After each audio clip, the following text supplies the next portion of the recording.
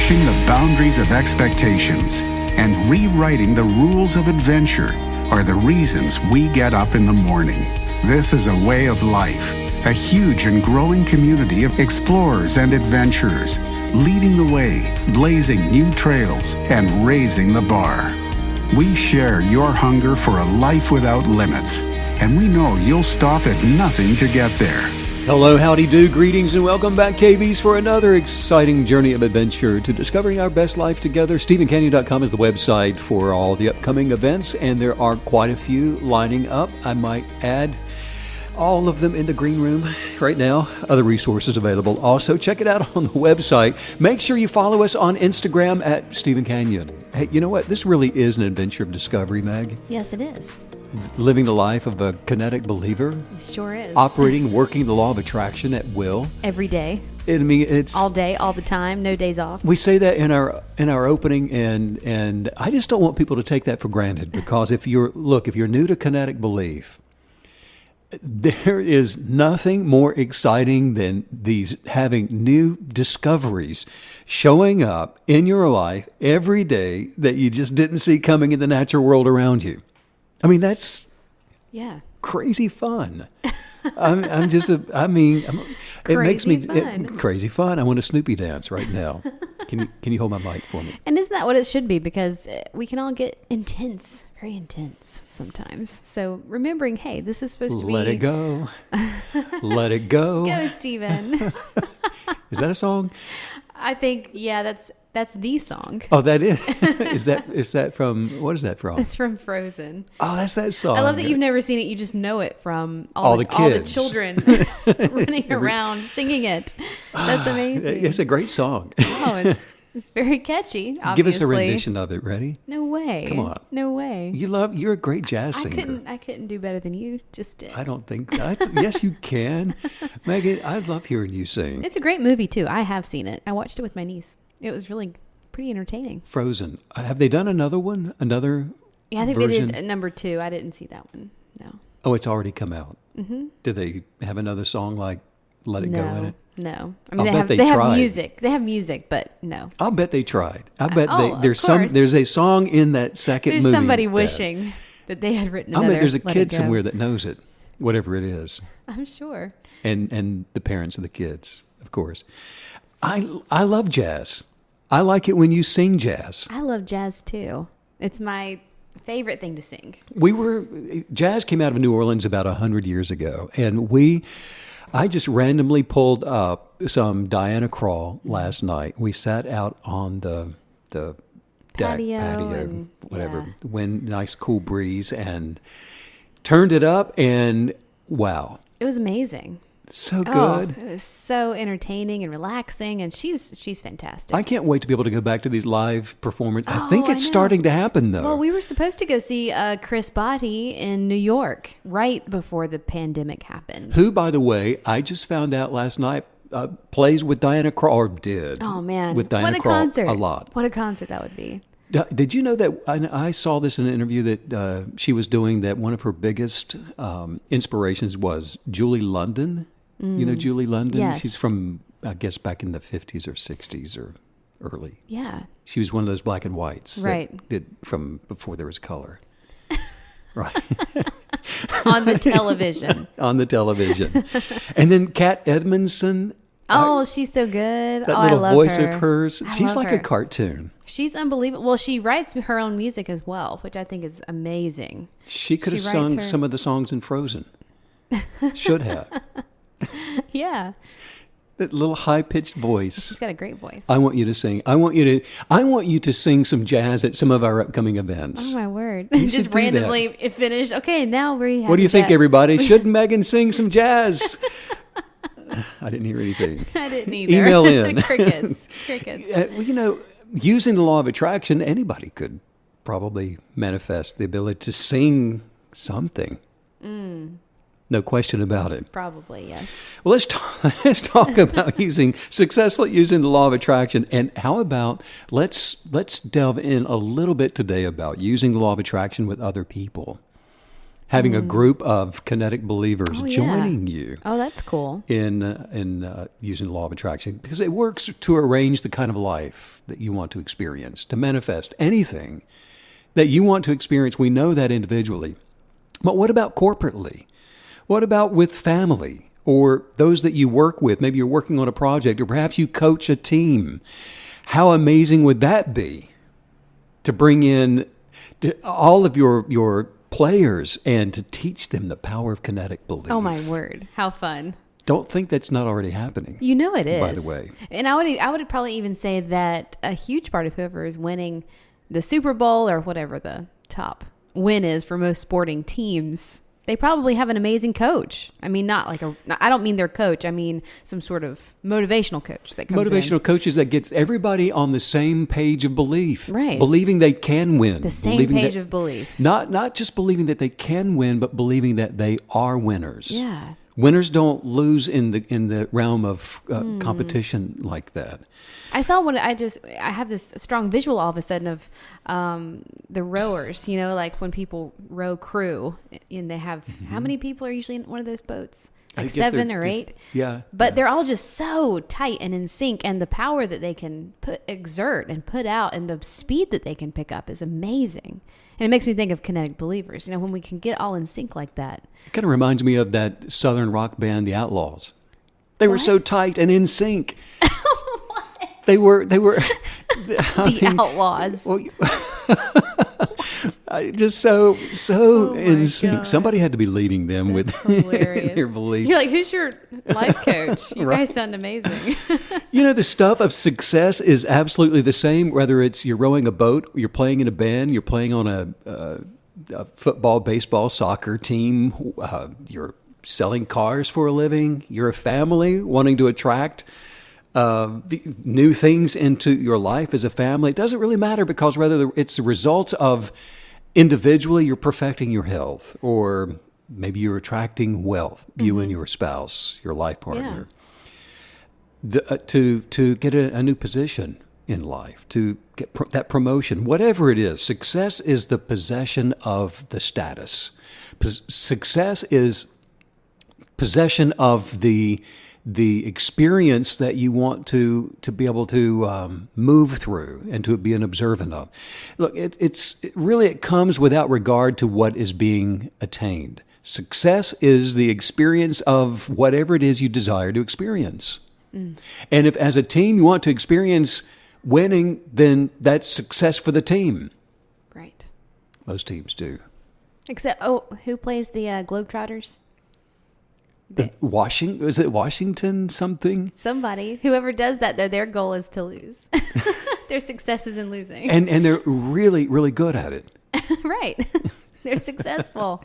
Most people, when they see somebody else being successful, they want to know, what did you do? How is it that this one team year after year after year keeps winning? Why is it that this one company sells more widgets than everybody else?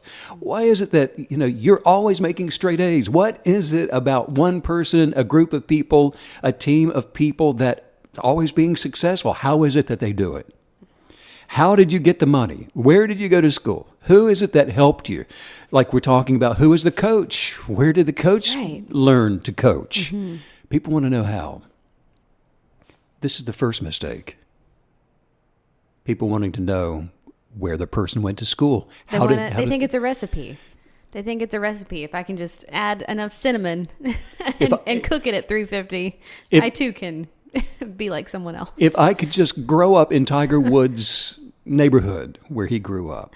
You'd have to grow up in his body. If I could learn to play golf on the golf course that he played golf on at the age of 2. Yeah. Maybe that's what it is. And what a distraction, right? What a huge distraction from beginning to tap into your own talents and giftings and all the good things that you're supposed to be offering. You're just so distracted. Distraction is the word, isn't it? Because the answer to any of those questions will lead you away from the actual cause for success. Oh, yeah. The one common denominator that all of these people have in common. And the cause of success is always within the person or the group that's succeeding. Because if the cause of success was somewhere else, if it was in Tiger Woods' neighborhood, and if it was in his tennis shoes, and probably actually it is in his tennis shoes.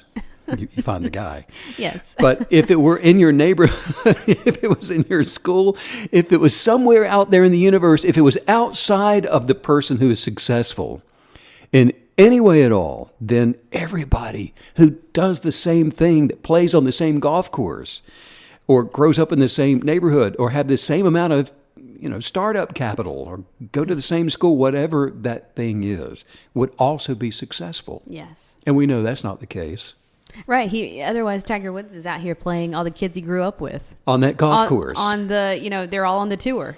Right. Because no, it doesn't work that way. That would make it a lot easier, maybe, to be able to see the cause of it. And it's interesting, too, because I think sometimes what you're describing actually begins as a very subtle grasping at excuses for why something isn't working in your life. Oh, I could be Tiger Woods, but I didn't have the dad that supported me like his dad did. And so a lot of times I think it can even begin there or end there with the excuse. Lining up the barnyard of scapegoats, getting all those excuses together. And people love to have the excuses because then we don't take responsibility for it. Oh, I could be successful, but I didn't fill in the blank. I heard someone, I got an email from someone that I used to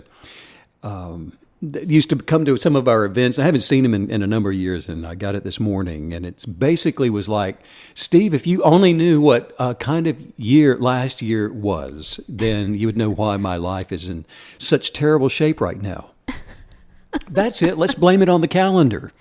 Let's blame it on the day of the week. Yeah. Guess what? That same day of the week or that same year was an amazing year or day of the week for a lot of people. That's a great point that that message is making, because it's a funny thing. I was actually thinking this morning about all these people that are volunteering to go to Mars for Elon Musk's thing, and I was thinking about how profound it's going to be. Now, is this where you're going to tell me something? No. Did you fill out a form? I have not. Are you applied. going to Mars, Meg? Absolutely not. Okay. But I was thinking about how profound it's going to be for somebody to get there and to realize they're the problem, because how undeniable when you have the same problems and you're on freaking Mars. Yeah. And you brought that distasteful slice of Earth with you. Yes. Oh, and all of a sudden you were the problem. You're going, the common denominator is me. Yeah. And it's interplanetary. And guess what? Now. Earth is now doing just fine. Oh, there you go. We're having a great time down here now. Exactly. But isn't that it? I mean, we love to think it's anything but us. Anything but us. Success would be just a matter of circumstances, wouldn't it? And yes. There are so many people that have the same environments of those who are successful, and yet no two people are alike. No two people are experiencing that same, quote, measure of success, one as the other. Everybody's still experiencing varying degrees of success. It's all relative. It's a mathematical certainty, regardless of who you are, that you can succeed if you will find out what it is that is the cause of success. I love that. The cause of success. Well, it makes me think the cause of success has to be the same for all people, right? Because, we know regardless of where people are or their circumstances, people from every walk of life, they're experiencing what others would call success. I mean, it exists. It's out there. It's tangible. The cause must be the same for all people, right? Yes. Because, all people are not experiencing it. And the things that we can see are, they change. And then people coming from the same things, same environment, that they're not all experiencing the same thing. Look, it's the active authority of our consciousness, the creative authority of our kinetic belief that puts into action the sustainment of the law of attraction to work in our lives. This is the thing that maintains that attractive force, that universal power of authority that we have to keep that object, to keep that circumstance moving toward us to meet our expectations, to align with our expectations. We have been given the final authority of our conscious expectations. We're it on the earth.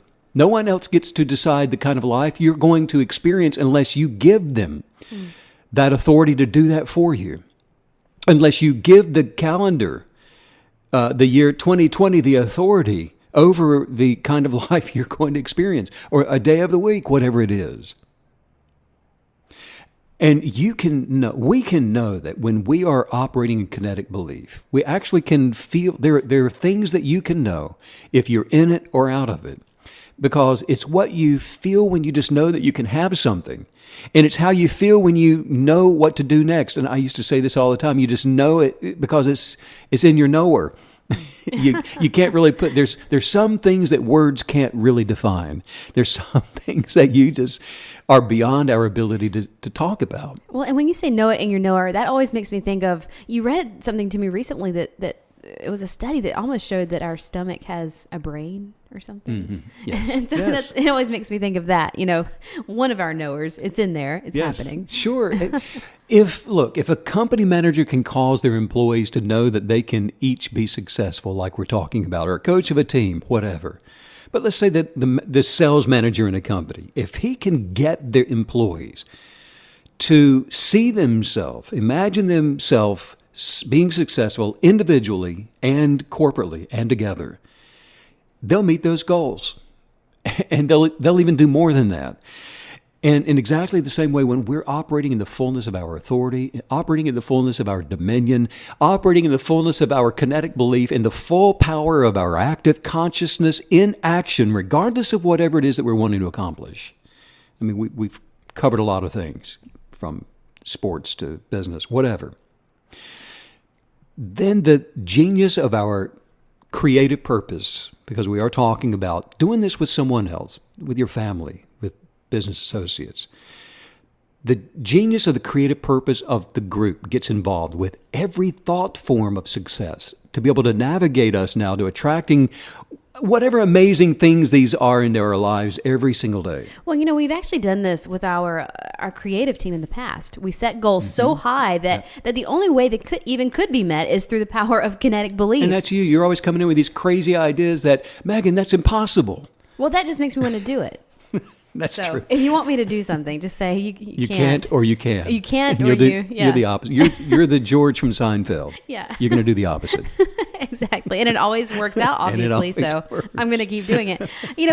But we would work with the creative team, set these huge goals, use kinetic belief, and things always would happen. People are going to show up with the answer. The resources would show up. Mm-hmm. Answers to supposed problems would manifest. But all of that's happening because we were operating in the fullness of that creative authority. That's so true. And those answers you're talking about would show up they never show up in ways that you expect. Never. But the thing you expect always shows up. Yes. It's the least way you expect it, in fact, to show up. That's usually the door that it comes through. If you're a kinetic believer, get ready to always be saying, I did not see that coming. That's why we shouldn't judge. Don't judge other people, because that's probably the person that has what it is you're looking for. And isn't it amazing and sort of fascinating that you can put all this manifesting effort into something showing up, but you really never know how. It's the how that's just so awesome. And if you're in the practice of trying to plan the how, then you're going to miss the now. Like you always tell us, you're going to plan it right out of there. You'll plan it out of there. Yeah. So leave that up to the universe. Leave that up to the expectations of other people. And if you get an unction of spirit to go down to the corner 3 blocks away, walk down there, stop what you're doing and go down there now. Yeah. There's something there for you. Powerful. So, well, and again, that's like you're always teaching us. We're going halfway. We're meeting. We're not doing this alone. So we're meeting the universe in that place, and there's a very real set of actions and this energy that we're putting into it. This our half, and then there's a whole other piece that we should have nothing. It's none of our business. That's so true, Meg. We have our half that we're responsible for, and that takes all the pressure off, doesn't it? Yes. But what people want to do is they want to be responsible for the whole. Mm-hmm. And by taking full responsibility for the whole, when it doesn't work out, well, we're also going to blame the calendar. We're going to blame the government. Yes. We're going to blame the mosquitoes in South Florida. Yeah. Whatever's moving, we'll blame it. But it's never my fault. Oh man. Right? It can't be. Kinetic belief is something that we intentionally use to attract success into our lives, and we don't have all the answers. We're not supposed to have all the answers. You're not supposed to know who has the answers or where it's going to come from. Just know that whatever it is that you're desiring already exists. And as long as you continue to see it and to desire it and imagine it and to be grateful for it and to put action toward receiving it and learn the vocabulary of that thing, you're going to continue to attract it into your life. Yeah. Yeah. When you're working the law of attraction through the power of kinetic belief, and let's say you're doing this with a group, it is absolutely vital that every single person in the group believes that they can be successful. You can win. You can be successful together. Everyone in your family believing that you can be successful together.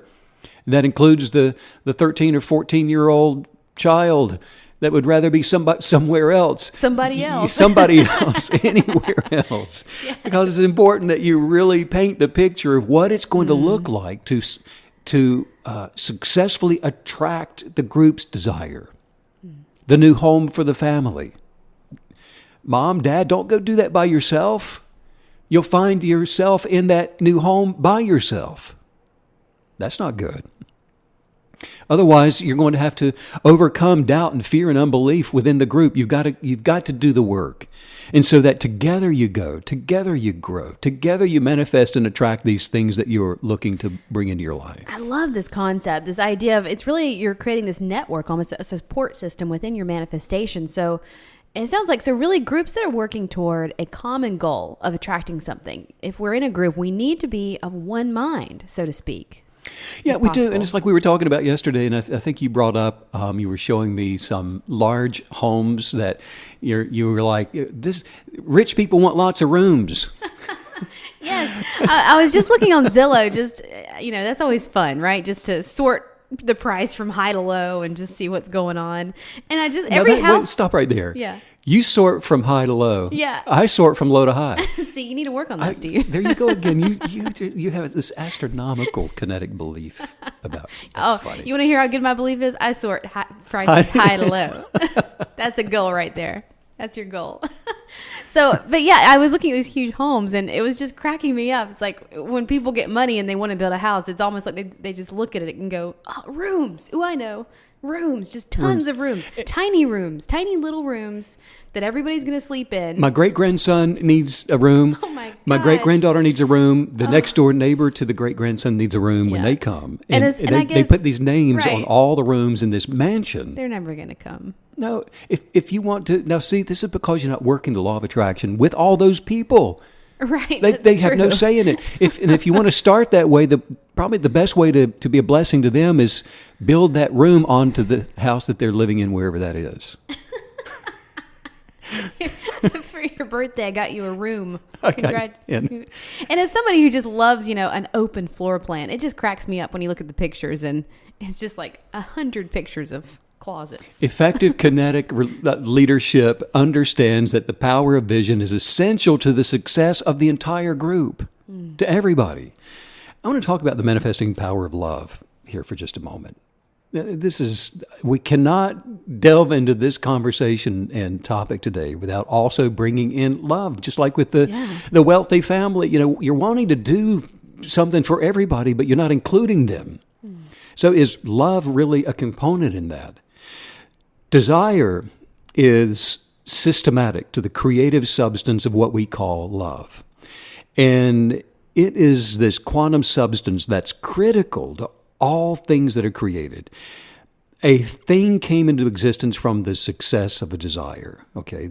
Meaning that the desire was manifested. And desire is what attracts healing. It is the creative forming substance of love that heals the body, that will bring a miracle in on the scene. Desire is what sustains all of life within the universe. It's desire. So it's the quantum substance of love.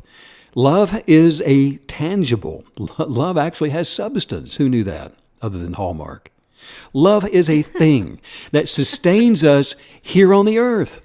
Desire or love is actually so powerful that without love, without desire, the physical bodies that we're in, they begin to deteriorate. Without desire, without love, sickness, disease has an actual higher incidence of manifesting into the human body. That's how powerful it is. love, unconditional love, moves things that are undesirable out of that sphere of influence, out of that bubble of creation. Look, when a person has no self-love, for example, or even the validation of love, the championing, the celebration, the encouragement from other people in their lives, that person is void of desire. The creative substance of desire isn't vibrating energetically in the presence of that person. And so the spark of life is diminished. Eventually, to no effect, it's diminished. The energetics of this person has been fully satisfied from some past experiences, from the past which doesn't exist. It's just a thought form with nothing to look forward to. And life for that person just begins to diminish within themselves. Well, and what you're saying, this goes directly to the importance of us celebrating and championing those around us, doesn't it? Yeah. I mean, there's just not much worse than working on a project with negative people. I think that's why I've ended up doing so much myself in life. Yeah, it'd be better. You know what? Y'all can just go home. Yep. And I'm just going to do this because your energy is terrible. I mean, you can always just feel it. You're not only having to work at being successful, but then your energy is just being sucked out of you by somebody that you're counting on, and they're being negative. That's so true. And one of my biggest pet peeves along those lines is sitting in a classroom and you're working on something corporately. Yeah. There's a community of people there that you are part of, and you want to learn this new thing, and you're excited about it, and you're interested in it. Yeah. And there's always a negative person that's challenging whatever it is that's being taught, instructed. They've got the questions, or just having the teacher repeat something over and over. And well, it's funny because you told me one time this was so profound, and I think about it all the time. And you meant it sort of as a joke, but I think you were also being kind of serious. We were joking about Bigfoot or aliens or something. And neither one of those are a joke, by the way. This is not funny. This is not funny. Next podcast. Very serious. Tomorrow. We'll be back tomorrow. The name Goodbye, has everybody. changed and everything. We're all Bigfoot all day, all the time, tomorrow. But we were talking, and you said, you kind of laughed, and you said, I prefer to have, more than anything else, the spirit of belief. Give me even a good conspiracy theory. Sure, let's do it. Let's talk about it it sounds kind of funny, but at the same time, when you approach life with a spirit of openness and belief, and not cynically challenging everything that's being presented to you and taught to you, you can sort of rocket forward in life and learn things more quickly and experience things more quickly. And I think it's a huge part of manifestation. Well, it's a sad existence to live a life where you only believe what you can see. Right. All things are possible to those that are willing to believe. Well, I'm willing to believe. A conspiracy theorist in this sense, it's used in a negative way often. But, all right, let's consider the Loch Ness Monster. And I think if we all considered it, and you got a big enough group together thinking about it long enough, guess what we're going to see? Nessie. Lucky Nessie. Lucky Nessie. The Loch Ness Monster is going to show up. Well, and again, I love that you said the spirit of belief, because it's not to say you brainlessly, mindlessly float through life believing anything and everything you're told. It's just saying you have a slant towards it. I have a tendency to believe, to accept, it's an open-mindedness. And it says that I am willing to experience the belief, because there are a lot of things that I refuse to believe. Yeah. Because I don't want to experience it. Sure, yes. That's our purpose as believers, is to imagine what it is that you want to experience. Do you want to experience the Loch Ness? Possibly from a distance. So let's work on that. Do you want to experience Bigfoot? I don't know. But those of you that do, get together, work on the belief, go out somewhere into the woods of Alabama and bang on some trees, and you never know. I hope today's podcast is called, How to Manifest Sasquatch. If that's what you want to experience, go for it. Because it's the alignment with those that you're working toward a common goal with, be it Bigfoot or Nessie. It's really so important to the manifestation of that thing. Because when you cut off the positive energy of desire, you cut it off. You cut off the creative flow to the law of attraction. And it ceases to work. It's still there. The thing, Bigfoot may still be out there in the woods. You just can't see him. But he's not being attracted toward you anymore because there's a doubter. There's somebody in your presence that's like, well, this is a joke. All you guys are a joke. And so it's not going to work in that case. And isn't that why it's so important to really hone your negativity radar, your sensitivities toward picking up on these negative energies or even just fear? Because fear and negativity, it's going to, I want to say it how you said it. You said it cut off the creative flow of desire, I think is what you said, which is so powerful. And you can sense that too. When you all of a sudden have a fearful thought, everything shuts down in that moment. And so you have to deal with it. The creative flow of attraction is your half of the part, and you cut that off, and then whatever it is you're attracting also diminishes. Wow. It stops to no effect. Effort without agreement, it suffocates the creative expectations of awareness. Without unconditional love for each other, let's say it's in the family, it's the group, you are receiving each other, you're championing each other, you're celebrating each other, you are all together on, this, yes, we're going to see this creature from the Black Lagoon from a safe distance together. This is so We funny. cannot be free from... Everybody's like, I really just wanted some more money, but whatever. Right. Well, how much money would you make if you had some pictures of this thing? So maybe you're connecting the dots here. Yeah. But, look, we can't be free from grudges without love. We can't forgive other people without love. We cannot give of ourselves without love. We cannot align our expectations in a group, in a faction, in a family without it. The desire of love is the lifeblood to our common successful manifestations. The desire of love is the lifeblood to our common successful endeavors, whatever they are, to win in the game, to making the money, to attracting it, to us, stepping into these events that we're going to be doing here in just a few more weeks in Orlando, Florida. Yeah. Yes. The reason such a small percentage of human beings are not seeing more manifestations of success in their lives is that they have oversimplified the idea of what the desire of love can produce in their lives.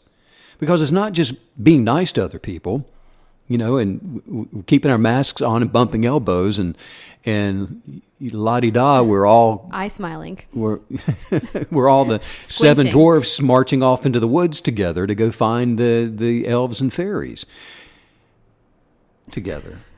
What is that? What is happening today? Loving friends and family. We've got to... Talking about Mars and Sasquatch. I don't know, but I'm having fun. And elves and fairies. I love it. I guess because I'm not thinking about packing my bags and traveling right now. I'm kind of settling into this thing. No, the power of it... You're in your magical world. The power of attraction isn't just avoiding strife. It's not just living a good life with other people either. The desire of love has got to be part of that if you're working on the law of attraction with someone else. Yes. Unconditional love one for the other. Otherwise, it's just a broken faction. It's dysfunction. Dysfunction within a group, within a family.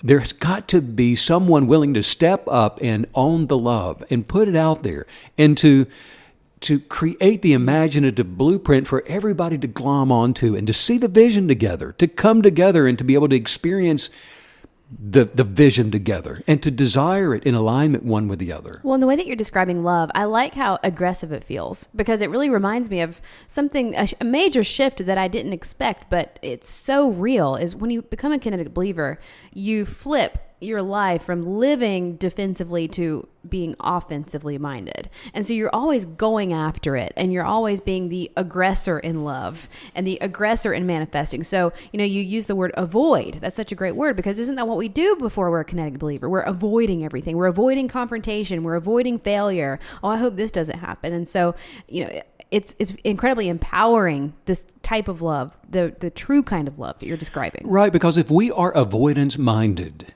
that means we are expecting the thing we're trying to avoid. And if you're expecting that undesired thing, that's what's going to show up in your life because you're trying to avoid it. Wow. You're mindful of it. Love is a state of expectation, positive expectation. Mindfulness of that expectation is a state of present peace. You have this peace about it. You're not anxious about it.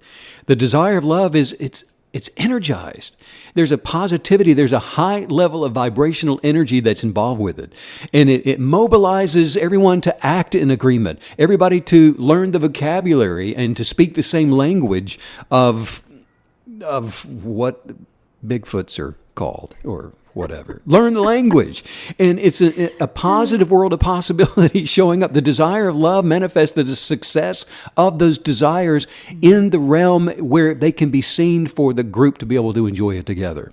And when aligned with everybody else, it is the most unstoppable, love is the most unstoppable force in the entire universe. Well, you mentioned the podcast brunches that are coming up. And I have to say, one of the many reasons, but a big reason that I'm so excited about them is because, just working on a huge positive project with others collectively, it can be one of the most rewarding experiences in life.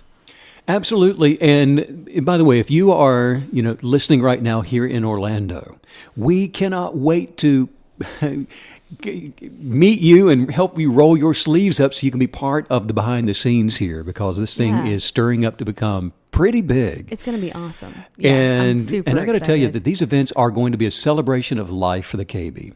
It's the teaching, the saturation of it, and just a big-time celebration. And we cannot wait to be sharing in this with all of you guys. Well, and like you're saying, it's that power of the collective. So it's not just, we can learn and do all these things ourselves, but then the ability to come together in person and actually be able to look someone else in the eye that believes the same way you do. There's no sensation like that. And I love connecting with Kinetic Believers in person like that. It is incredibly powerful. The camaraderie of unconditional love and alignment when two people come together will lift you up out of your loafers. Right out of them. Right out of your flip-flop. You come out of those flip-flops. Well, because not only are we celebrating each other all along the way, but when things begin to churn and they begin to happen, then we also get to collectively share in that joy for each other together. Yeah, the power of Kinetic Belief works when all the causes and all of the effects of our desires combined one with the other are seamlessly centered now within the energetics of mutual championing, not only for each other, but for the same cause. Championing for, in this case, the celebration of life. We're celebrating all things being possible. We're celebrating manifestation. We're celebrating the law of attraction. We're celebrating kinetic belief, knowing how to do this, knowing how to enjoy the experiences of our best life corporately together, and not even one grudge in that place of unity should be allowed and tolerated. Not one grudge. No worry, no fear, no doubt. Because the imagination is fluidly aligned with our desires when our gratitude isn't missing from the project. We're all grateful for the same things. There are things that someone leading a group of kinetic believers should be responsible for, and that's making sure that the group has aligned themselves through kinetic belief so that everything is working the law of attraction. Everybody is working the law of attraction together. No doubting. Attracting the success of desires works seamlessly when imaginations are aligned. It is so powerful. It's just, if just one expectation is wrong according to what everyone else is expecting or not in alignment with, the kinetic force of your corporate belief to attract and manifest success to the group isn't going to work very well. And you'll probably end up with mediocre results. Right. In other words, a desire becomes wishful thinking, and the authority to manifest with the group is then weakened. No, the expectations of kinetic belief that gets results are imagination, desire, gratitude, words, and action. They are imagination, they are desire, gratitude, words, and action. The vocabulary, learn the vocabulary of the thing that you are expecting to experience. Make sure that if you're working with your family or managing a group of some kind toward a common goal, to stir up positive expectations of the collective imagination for desire, gratitude, words, and the action. Well, I have to say, I pity anyone in a group that I'm in that has a negative outlook, because nothing gets me cooking and riled up and aggressive in love and positivity like a negative Ned trying to tell me why something's not going to work, because for every reason it won't work, I have 20 reasons that it will. And that's what I was about to say. And when we get riled up, you're not meeting them in their negative place. You are smothering them with love, smothering them with positivity, smothering them with, this is why it can, this is why it will, this is what we're doing, this is what we're all about. You better hang on to your hat, because I'm coming for you. Yeah, I've had some people in my life that would run the other way if they see that it's me calling. I mean, they didn't start off like that, but just a few doses, and they take off running. And these are habitually negative people. It's not funny, but maybe the sight of them running possibly is, just for a moment. But it's amazing how people want to insulate their negativity. They protect it at all costs. And that's why they run. Yeah, that's why they run from you. Because no question. What's happening is they are in their egoist state of being, which is negative. It's identifying with labels. It's identifying with forms of failure. And for that to survive, it cannot align with something that is a contradiction to its expectation. It wants to live. Your positivity is actually a threat. To negativity. To it. Fear wants to live. Negativism wants to survive. So it either has to fight or flight. It'll either have to debate you or run in the other direction or just to scream and yell at you and throw things. And what an important thing to be aware of, to understand the inner workings of those interactions. So that you don't just think you're a horrible person. And it's an addiction. Negativity is an addiction to the person that's being negative. Yeah. They've grown addicted to those energetics, and the toxicity of negativism is so addictive that it absolutely becomes a way of life. And we've all known them. We've seen them. The older we get, or the older someone gets, and they start off just bumping along with just a little bit of taking just a little bit of negativity along the way. And the next thing you know, their entire life is submersed in negative thoughts and ideas. When we were having a fascinating conversation yesterday about someone we had met a long time ago, but it had become apparent that they were just a little negative at the beginning, but now they have quite the house of cards of negativity. And they would literally at this point have to, if they sacrificed that negativity and got rid of it, they would also be sacrificing their influence and their power over other people. And so they've really set up this whole negativity kingdom that's serving them in many, many, many ways. The Rolodex is full of others that are willing to meet them in that place. Exactly. And it can even benefit them in certain ways. So you see how these tangled webs can be difficult to undo. Right, and another reason it's so difficult for so many people to keep speaking the positive expectations of their beliefs is that they're still allowing those negative inner conversations to take place. Yeah. The thoughts come, and they are rapidly going through the mind, and they are permitted. They're given permission. Yeah. They go unchecked. In fact, you start having conversations with them, talking back and arguing along with, and justifying the imaginative conversations and all the reasonings that are coming in. First place in their imaginations is then what it's given.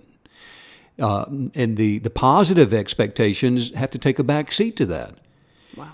They become unconscious to the good possibilities of life and awakened to the negative. And what you're describing, I'm just seeing that when you allow all that chatter and all that energy flowing through your mind and your body and your existence, that's quite the manifesting velocity for negativity. I mean, some crazy, terrible stuff can show up through that. There's a velocity to the kinetic energy of negativism, and nothing stays the same. And if you're heading down a negative trail, it's going to continue to enlarge and to become more. Nothing stays the same. Things get either better or they get worse. Nothing stays the same. That's such a good point, because I think that's a trap that a lot of us are taught, that you can be neutral in life, that you can put it on cruise and sit in a recliner behind a fence and let the world pass you by and nothing changes. But that is so false. It's not possible. One day you'll pass away and your fence will fall to the ground. Yeah, you're always, like you're saying, you're always moving forward in positivity, or you're being dragged away in negativity. Right. So those negative imaginations, those fearful thoughts, those ideas of failure, all those things that are allowed to stand, create this negative thought forms, which then eventually come out of their mouths. They speak the language of it. They look for someone else to call to talk, so they can talk about somebody else to point out what's wrong with friends and family. Wow. And it just continues to stir up those energetics and to snowball. And you're so right. There's a whole culture of it, right? Because I remember years ago when we first met, and I was first learning all the amazing things that you teach, Steve. And one day I said, "Oh, that just makes me sick." I remember that. This is like day 2 or something. We were had in a just small met. meeting. There's about 20 of us that were in this room, I think. No, this was just you and me. Oh, No. I'm thinking of a different. Yeah, that was story. different. That was something I'll else. tell my story when you're finished. That was yours. something else I said that was stupid Okay, later. I can't wait to tell everybody. So, but it was just us, and you were very sweet, and you were very gentle and kind about it. But you very, very gently explained to me what the power of that is. And even though I don't mean it in the way it sounds, that it does matter. Let our friends know why. Because if you say that you are sick, then you will have it, and it doesn't. Legalism. I can't do it. Oh, you're You're doing the great. teacher, Okay, Steve. but I asked the question. I think No. You said you're just so sick about something. I said, do you want me to agree with you? Oh, right. Yep. Because the power of agreement. When there's 2 of us working our kinetic belief, and if you want me to agree that Yeah. you're sick, you'll have it before you go out the door. Oh, yeah. And I was like, no, Right? don't agree with me. Change what's coming out of your mouth. You got to change the inner conversations to do that, the inner chatter that you're allowing yourself to think about. And a lot of this, like you're talking about, is just habitual ways that we speak without even thinking about what we're saying. Yeah. We grow up in a culture that you've got all these little fanciful sayings about things like that. I'm just so sick and tired of Fred. Yeah. Well, now wait a minute. Oh, that just kills me. Oh, that just kills me. That's so funny. I could just die. Well, and so many of the jokes too that I've noticed they come from a negative place. So even when you're being funny, just keeping an awareness light turned on to make sure that even the lighthearted things that you're saying, the stuff that you don't really think you mean, what is the root of all those things? Well, and that's probably my biggest challenge is because I see humor in probably in just about everything. Yeah. And so I say But things you that I don't positive. mean. And you always keep it positive. Well, you do. I guess I do. And you never make jokes at other people's expenses Right. either. So, I mean, these are things that they seem minor, but I they have to work at accumulate. I'm thinking it. I just don't say it. Oh, you're funny. It's in there. Let me tell you. Well, how do we funny. change what we think about? How do we rearrange those thoughts, especially when they are dastardly disastrous? We bring them into captivity. If you're focusing most of your attention on worrisome things, negative things, watching the drama and all of those crisis-filled television shows, thinking about what bad thing is going to happen in the world next, worrying about your job, worrying about your family, then that's what's going to be programmed into your subconscious. And you're not, Megan, like you're saying, bringing thoughts into captivity. You're allowing things around you to take captive your thoughts and to establish those ways of thinking. And if you stir up the conversations within your subconscious with positive things, then those are the things that's going to come out. If you allow those conversations to gestate within negative things that you're watching or listening to, then that's what's going to come out. And it becomes an abundant source of cause for abundant negative effects in your life. And you got stuff you're dealing with, problems that are, another crisis over here and a wreck over here and a disastrous thing there and spilled milk in the kitchen. And all of these are probably manifestations of negative things you've been thinking about and talking about with other people, about other people. You're talking about how awful Ned and Ted are. Yeah. And because of the way that they keep their car so dirty. Well, you have to say that because... And your car ends up... you wrecked your car, so you got to feel better about being that. trashed. Yeah. That's how this works. Yes, the scapegoat mentality. Like because that's what you're talking about. Yeah. And what you're talking about is what you're thinking about. No one is living a life right now that they're not surrounded by the things that they talk about. Yeah. If it's being poor, not having enough money, then you're probably struggling with your finances. If you talk about how so-and-so's in the hospital and so-and-so's out of the hospital and so-and-so is getting ready to go into the medical center for more surgery, chances are you're struggling with health in some way yourself. Well, and what you're describing right now, this is huge because, again, this is another huge perspective shift that I had at the very beginning of Kinetic Belief, which is... Before you understand kinetic belief, you think that thoughts are very shallow and that they're one-dimensional and they just sort of float through your head. But then what you're teaching us today, it's so important that thoughts have roots. They come from places. They come from the movies we watch. They come from the people we talk to. They come from the conversations that we have. And so the idea of building your thoughts from the bottom up is so vital. Making sure that the roots are good. Otherwise, the fruit of your thoughts is going to be contaminated, and it's impossible to fix it any other way. That's right. And we have gateways to the soul, gateways to our consciousness, and they're the eyes and they're the ears. And we need to protect those. Yes. And just because you say that you know better doesn't mean that the subconscious, the unawakened part of you is not going to take in what you're allowing yourself to watch or to listen to as being a fact for you. It doesn't know what's real and what's not real. All it knows is what you've imagined by seeing something to be. Wow. So we protect our gates, like you're saying. And this is the fundamental way that we improve our lives is by, first of all, just absolutely reining in what we're dosing on. Well, and again, this has just been one of the biggest things in my life and my experience that has made a huge, real difference.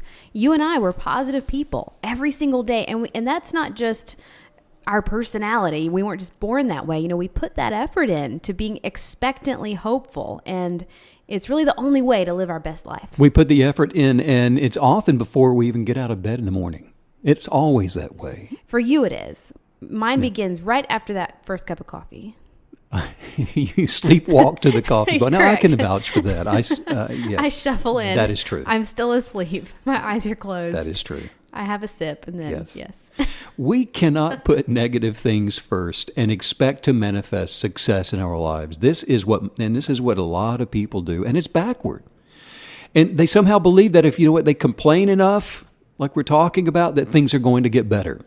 If I just tell everybody that I talk to on the phone today how hard it is, how tough this is, how just challenging everything is, then in that person's way of distorted thinking, they somehow believe that all the complaining is going to fix it. Well, and you've really opened our eyes to the reason that people have a tendency to do that, which is the addiction.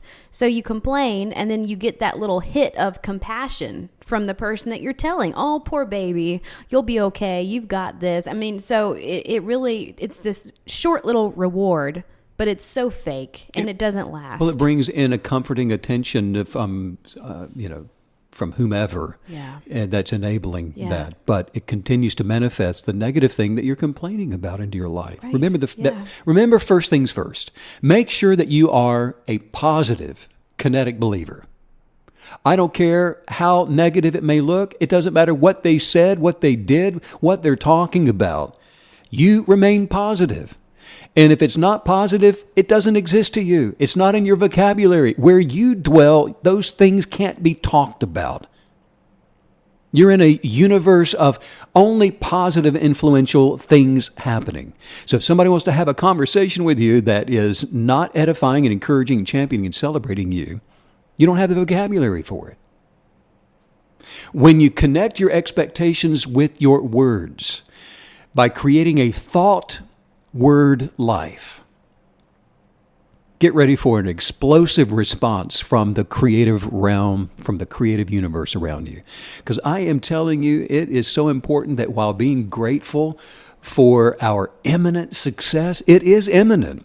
It's so imminent, in fact, that it's now. It's today. It's in this moment. Success is now. If you want it, you need to close your eyes and see it because it exists for you now. Because before it shows up that it can be seen by other people, just practice patiently waiting for it and work on patience as being an art form. I love that. You're an artist of patience. Yes. And if you keep digging up seed that you've planted, if you're not patient, it's just like, you put some sunflower seeds out in the backyard and the chipmunks don't get them. And you don't pull them up to see if they're growing yet. The roots will go down and they'll do what they're supposed to do. But if you're not patient, what are you going to do? You're going to go out there and you're going to dig the little hole up and pull the seed out and see if it started to grow yet. You're being impatient. Sounds like something I would do. And no roots yet. Well, you're not giving it an opportunity to advance its new life form, Megan. Put the seed back down there. Patience. And work your patience as an art form. Nobody likes to wait. No, but when you've planted the seeds of kinetic belief into your life, you've got to gratefully be expectantly, patiently waiting for the results. And we do that with gratitude. Because remember, you're pulling something toward you, the law of attraction. You're doing your half, and the other half is that thing is traveling, is coming toward you when you're using your attracting kinetic belief. And it is always the patience in our action that attracts success. In other words, waiting is not some passive thing. I mean, it is one of the most active things when done properly that there is that we can do. It's a very active thing to wait. There's an art form to gratitude. Wow. You ever see a kid waiting to get on a ride? Waiting for anything? Waiting for anything. They're doing anything but sitting still. They are moving. They are active. There's a Snoopy dance in their heart, and you can see it in their feet. And their eyes are full of light. Like I'm dancing around right now trying to get you to look at me. I am so excited about all of this. There's nothing passive about it. It's the most active thing that you'll do. And while you're waiting, while you are standing your determined ground, nothing's going to move you from your expectation. Nothing's going to get you off your mark. No amount of negativity is going to move you or change your mind. No amount of counseling from somebody that's going to try to talk you out of your plan is going to get you out of what you have planned. You've got an article of faith that cannot be changed by circumstances or people or some news report or doctor's report or any kind of negative report. Nothing is going to change your article of faith, your expectation for that good thing to show up. You're standing your determined ground. And by not letting anything or anybody talk you out of the success you are causing to manifest into your life, maybe your desire is for a husband, maybe it's for a wife, and you're frustrated by how long it's taking for that serendipitous chance meeting to happen for you. There are so many lonely single people out there, Meg, who are doing their own thing right now. They're living their own way, and they're wishing they had someone to share things with. And while complaining about how hard it is to go out and find the right person, you just don't know how difficult. There are no good men left.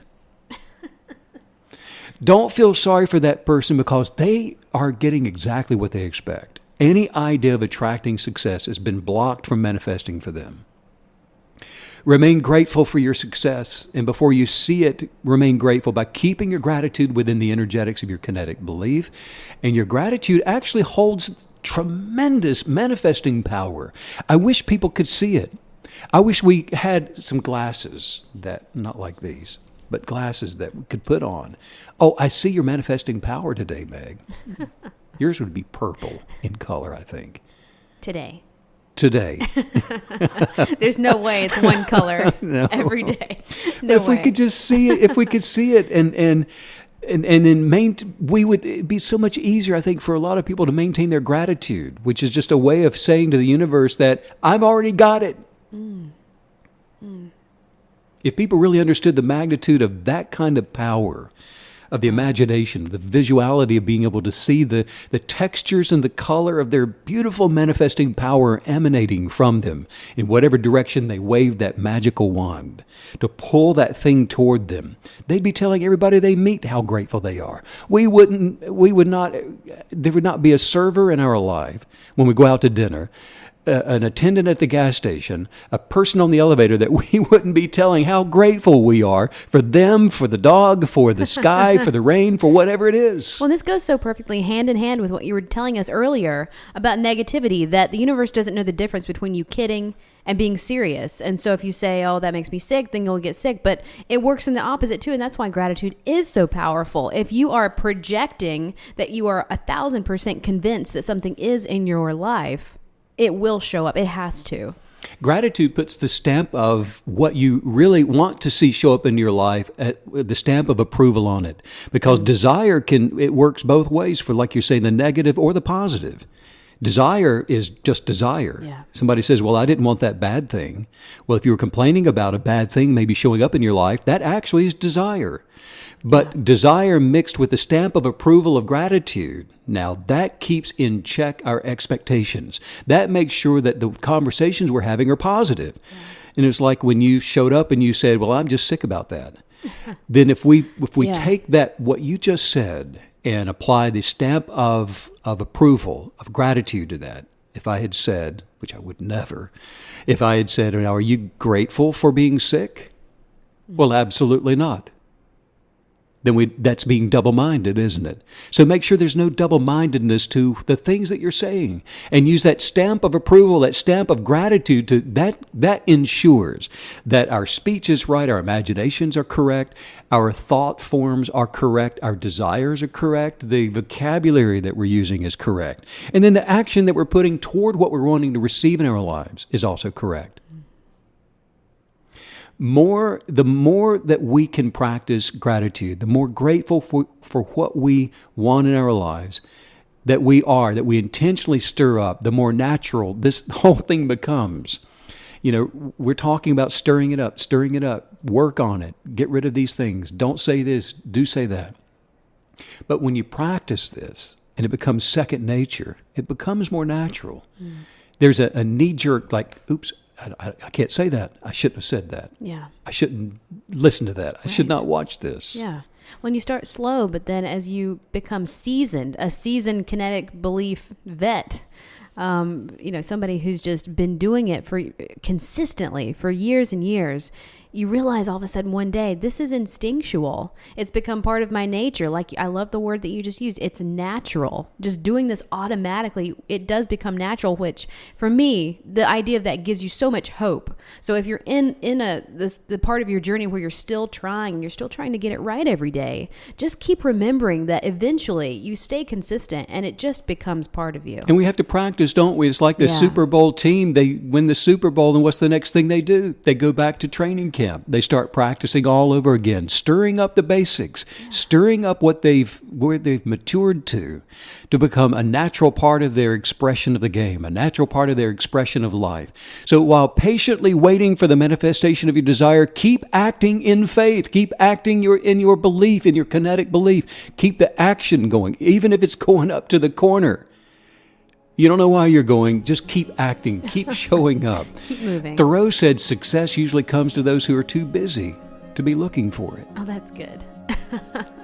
I love that. Stay busy with your kinetic belief. That's great. Let's work on some highest viewpoints and just say this out loud. Say, today, I'm abundantly attracting what I imagine to see. I have complete confidence in my creative authority. I'm a one-of-a-kind masterpiece. So are you. And so are you. In whom I'm in love with. I'm transforming into a powerfully successful creative creator. I'm transforming into a powerfully successful creative creator. Believing in my authoritative power. To use the law of attraction. And manifest my best life. Right now. I am a powerful creator. Created in the image of my creator. And today. Right now. I am attracting. More of the life I desire to experience. I am love. I am joy. I am happiness. I am prosperous. I am healthy. And I'm enjoying the substance of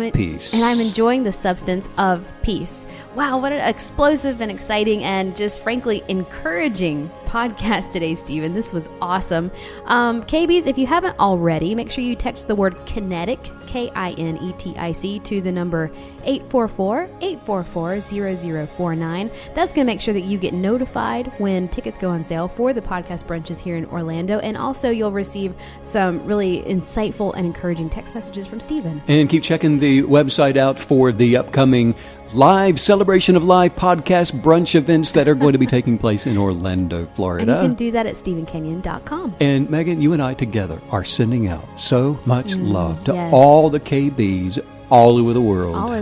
And thanks, as always, Stephen, for all the love and all the wisdom. Bye.